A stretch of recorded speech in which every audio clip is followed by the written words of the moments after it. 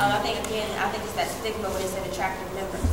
And for me, for example, as someone who's not coming from a Greek-affiliated organization, even in a collegiate environment to a certain extent, I did start to think I had to do certain things to get in, or I had to talk to certain people in a certain way. You know, that kind of made it seem like they were above me or more superior.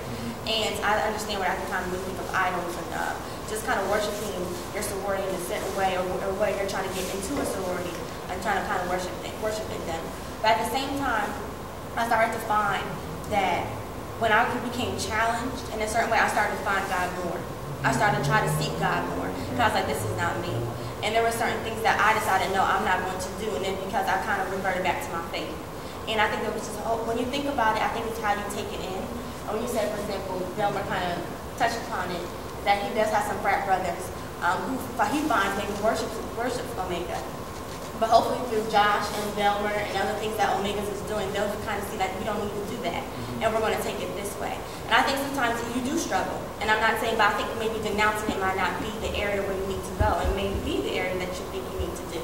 But again, this is a lifetime commitment, but I think it's how you balance it. But again, I think personally for me, I found myself, when I was trying to maybe attracting myself to Delta, I found myself losing myself to a certain extent. But then again, I kind of start going back and reverting to my faith. And as chaplain, what I try to start doing is, because I work at Sisters Chapel and I'm part of the church school dance ministry, we'll like do conjunction with Praise Fest, or we'll start hosting more things at Sisters Chapel. And I think just to kind of show people that you don't have to lose your faith, you have to lose your Christian background to just kind of reach a goal and put that on a pedestal to a certain extent that it doesn't need to be put on. I was taught growing up that God had called me to be an interruption to the generation. And that little catchy phrase basically let me know that the purpose of my life was not to run from people my age that may be doing things wrong, but yet to help change and alter some things that needed to be checked. And one thing about, alphas, I don't know if you all know this, but one of the preconceptions, or a misconceived notion, is that they're very arrogant. Even Morehouse men, you can always tell a Morehouse man, but you can't tell him much. Yeah. So instead of me denouncing my school, why not become an example of what other brothers should be, which is a man that is full of humility, a man who honors God and all that he does. So everybody's walk is different, I'll say that. If God led him to lead, maybe that was the best thing that he needed to do. I'm not going to denounce my organization unless God leads me to do that. And where I am now, I feel like I'm strong enough to be able to explain to my brothers, hey, I'm not going to do this. You may choose to do it, but just stand up and be myself even in the organization. So to kind of go with that, what challenges have you seen, if any, from your walk with Christ before and your walk with Christ now that you're part of it? Have you seen any different challenges, anything that changed? I think people's perception of you, once they feel like once you cross that you've changed, because it is a big thing. They feel. I think that is like kind of the for lack of a better term, or probably the best term to use, is ignorance. People think that they know, what goes on and what happens, so they think that, automatically this person has changed. If you walk down the promenade or whatever, and then I don't see you, and you're like, hey, I said what's up to you, and I'm bad, I didn't see you. What's your job? It's because you leave now. Yeah, so I think that I think it's kind of funny. Because a lot of times it'll be those people that think they knew you before when they really didn't know you at all. So now it'll be like, oh, you changed. But I would say, my closest friends know that they knew who I was before they know I'm still the same person. So that's been an interesting struggle. But it's stuff that you just can't help. It is what it is. People don't think what they think regardless, because they can say if you get in a new relationship, I got a new girlfriend. Oh, you spend too much time with her, you changed it. So it happens. It is what it is. So it's just stuff that comes with it. That's why I say you have to know who you are, or like you said, be complete, before going into, any organization that is lifelong. Because it's a selfless endeavor, like you have to put your brothers and certain people before you sometimes because it's part of the sacrifice. I would say that being distracted. There are a lot more distractions. Not necessarily negative, but just it's overwhelmingly distracting. You know, the attention you receive from people. You're headed to the library to do work, but you stop 4 times along the way. and then you get to the library and you're interrupted because you may run into your brother or another Greek and y'all talking. So just a lot of distraction. I say that's been the biggest struggle for me. You know, it's really interesting because, yeah, everyone knows me as a sweet person.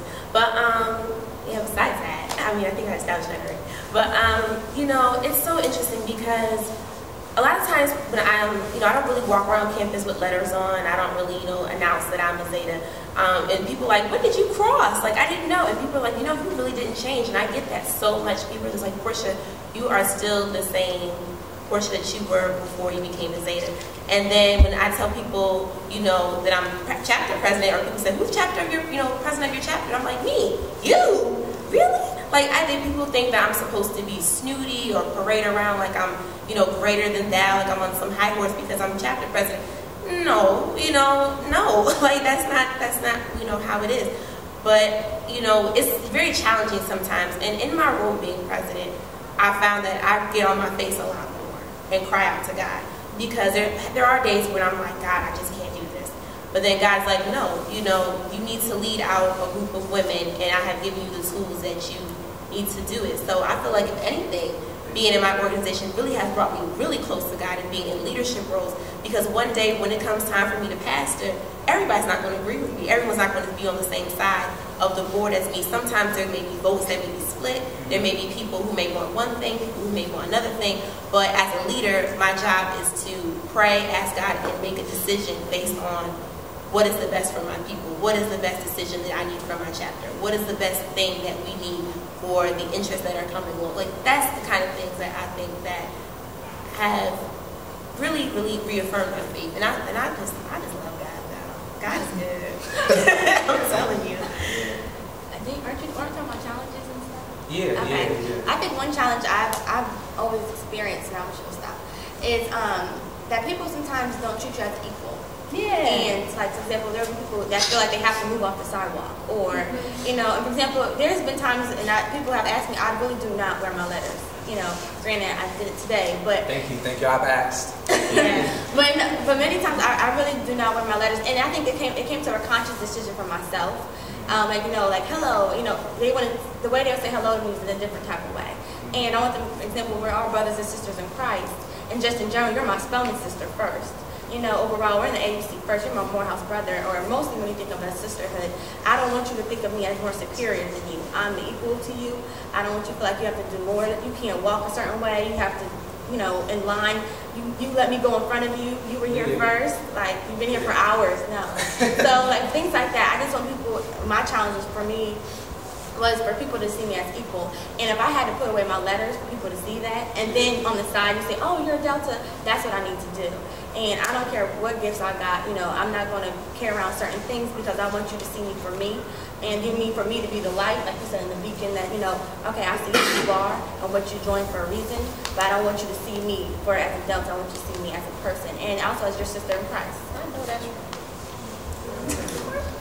I would say an interesting challenge is, so like before I crossed, I had my network of friends, I had my group of friends. There were people that may have been able to recognize my face, but it was a lot less people who knew who I was. And then after you crossed, one of the things that was interesting for me was I started hearing a lot of things about myself, like, oh, so I heard, obviously you heard, so like you get kind of like a name attached with the fact that you are in a fraternity or in a sorority. And as a Christian, one of the interesting things that comes with that is you automatically assume that, all right, well, people are looking at me, so, you know, the light is on me, so everything I do, you know, if I mess up, I'm going to be a bad representation of what it means to be a Christian. And you can really, for a part of the time, I say this all the time, Josh used to say this, you can become like a Christian, well, you'd be tempted to become almost an actor, so you have to feel like you have to put on some type of facade, but as opposed to before, when it was just my personal walk, just me in Christ, I was more concerned about, you know, it was more of a personal thing, whereas now it's almost like I had to show other people, like show them the way. And I feel like that's really a trap that can get you off track, because if you really just focus on being a light doesn't have a choice. It has to shine in a dark place. So if you just really focus on being a light and not worry about, I wonder what people are going to be saying about me, I wonder if they're going to hear this, they're going to hear that, but you just kind of focus on yourself, it's a lot easier to stay on track with your faith walk. So one of the challenges is becoming spiritually self-conscious. That's one of the challenges. All right, and to shift up, this was good conversation. I thank everybody for it. I hope that we rid some ignorance for people out there, inspire some people to do more research and to really learn more about Greek organizations. One thing that I think is key to me is that joining a Greek is not an absolute truth, but rather a personal conviction. So if you feel it's not for you, it's not for you.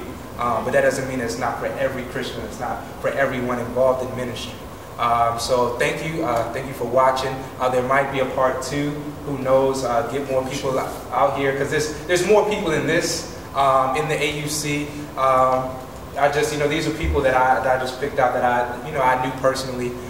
So there's more people out there doing great work in the AUC, ministering to many people around here. So there might be a part 2, more people, make it a bigger venue. But thank you for watching Me and Jesus TV.